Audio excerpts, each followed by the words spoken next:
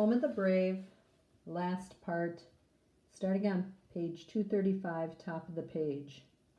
Who's going to pay to see this bag of bones, the man asks. She's going to be in the petting zoo, I explain. She likes to have her ears scratched. Go on, try it.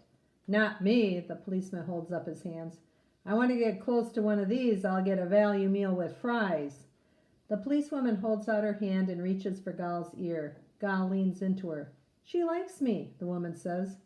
Horns blare. Nora, we gotta focus here, the policeman says. She might move now, I say. We'll push and maybe you can pull. This is definitely not part of my job description, the man mutters. We get into position. 1, 2, 3, Ganwar cries. Move! Gal looks behind her. She's pouting a little. She can see she is surrounded. Slowly she inches forward. Bit by bit we cross the rest of the road. Cars begin to move again. Some people who drive by use words I haven't learned in ESL class yet. It's very dangerous for you kids to be doing this, the woman says when we reach the other side. Why isn't she in a trailer or something? Who owns this cow anyway? Lou gave me custard, I said proudly. The police just stare. Custody, I correct myself. I pull out the piece of paper Lou gave me. The man examines the paper. He sighs. Well, it's just a few more miles up the road. I suppose we could give you an escort. I don't know what this is, but I can tell that Hannah is excited. Would you keep your lights on? She asks. Lights, but no siren, the woman agrees. We begin our slow, strange herding down the edge of the highway, followed by the police car. The red, white, and blue lights remind me of the American flag. I feel like the president.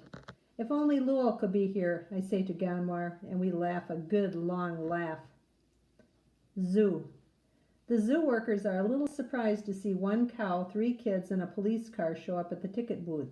They call their bosses and say, come quick. The zoo bosses are even more surprised when I tell them that Lou and I are donating Gal to the petting zoo.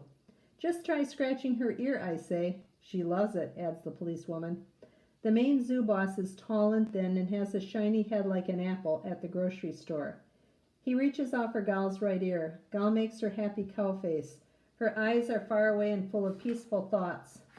You are a charmer, aren't you, old girl, says the man.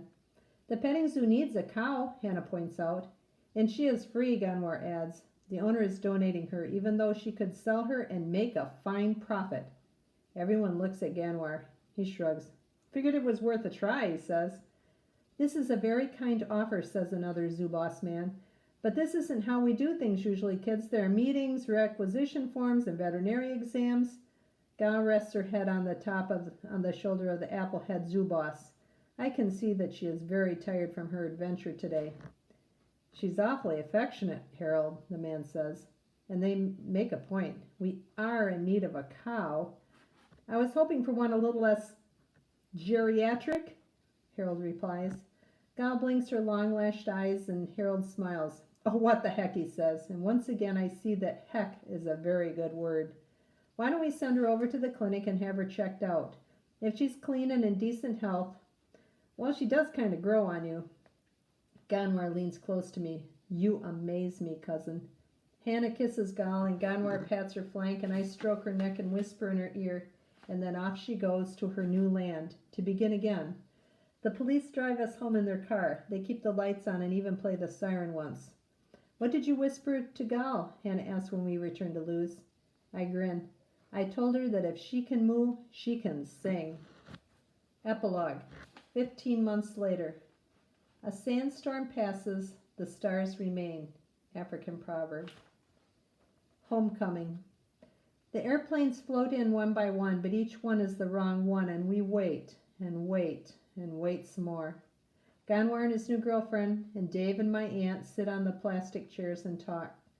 Hannah sits beside me as we stare out the wall of glass. We know enough to be quiet. In the pocket of Hannah's jeans, I see part of a white envelope covered in curly blue letters. I smile. Hannah carries it with her everywhere. I know how that is. It's fall and the trees are wearing red and orange coats to fight the icy nights. I think about the trees, the flowers, the brown grass in the fields. They can all be patient, certain that spring will return. They don't have to hope. They can be sure.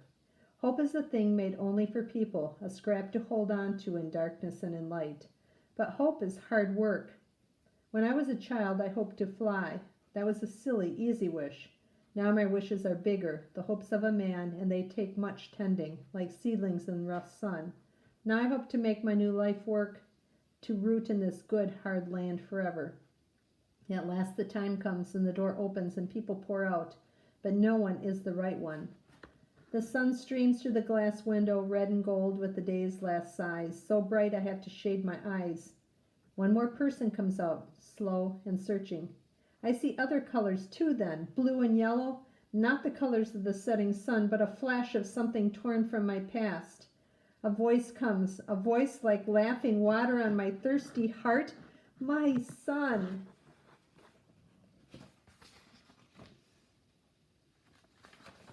And Mama embraces me like we're saying goodbye instead of hello, and around her neck is a scarf made of the softest fabric of blue and yellow. I can't find words. There are no words, not in my old language, not in my new one. We walk together like one person, her arm tight around my shoulders, and the air is wild with talking and laughter and questions. So many questions, but I don't speak. We reach the silver escalator with its melting stairs. Mama freezes. People grumble and step around her. I take a breath. I take a step. I hold out my hand. She watches me rise. She takes my hand, and at last the right words come. Mama, I say, welcome home.